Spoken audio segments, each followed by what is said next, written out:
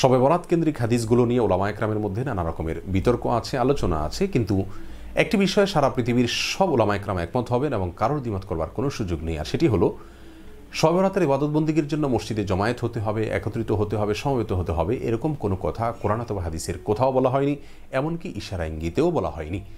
বিশেষ করে বর্তমানে যে একটা ভয়াবহ পরিস্থিতির মুখোমুখি আমরা, গোটা পৃথিবী করোনা ভাইরাসের ভয়াল থাবায় আক্রান্ত, এমন সময়ে ৫ ওয়াক্ত ফরজ নামাজ পর্যন্ত মসজিদে সমবেত না হয়ে বরং বাসায় আদায় করার পরামর্শ দিচ্ছেন সারা পৃথিবীর সমস্ত ওলামা একরাম।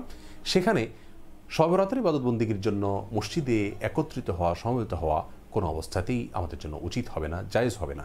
রাসূল করিম সাল্লাল্লাহু আলাইহি ওয়াসাল্লাম বলেছেন, লা দরারা ওয়ালা দিরারা, কাউকে ক্ষতিগ্রস্ত করা যেমন জায়েজ নাই, নিজে ক্ষতিগ্রস্ত হওয়া তেমনিভাবে জায়েজ নাই। অতএব একজন মুসলমান এমন কোনো পদক্ষেপ গ্রহণ করতে পারবেন না যার মাধ্যমে তার নিজের নিরাপত্তা বিঘ্নিত হতে পারে বা অন্যের নিরাপত্তা বিঘ্নিত হতে পারে। তবে হ্যাঁ, আমাদের বাসাবাড়িতে অবশ্যই আমরা ইবাদতবন্দি করব, আল্লাহ সুবহানাহু ওয়া তাআলার দিকে মনোনিবেশ করব, রুজু করব, আল্লাহর কাছে তওবা ইস্তেগফার করব, আত্মসংশোধনের দিকে আমরা মনোনিবেশ করব। বিশেষ করে বর্তমান পরিস্থিতি থেকে উত্তরণের জন্য আল্লাহর দিকে ধাবিত হওয়ার কোনো বিকল্প হতে পারে না। কিন্তু তাই বলে শবে বরাতের ইবাদতের নামে আমরা মসজিদে সমবেত হওয়া কোনো অবস্থাতেই জায়েজ হবে না।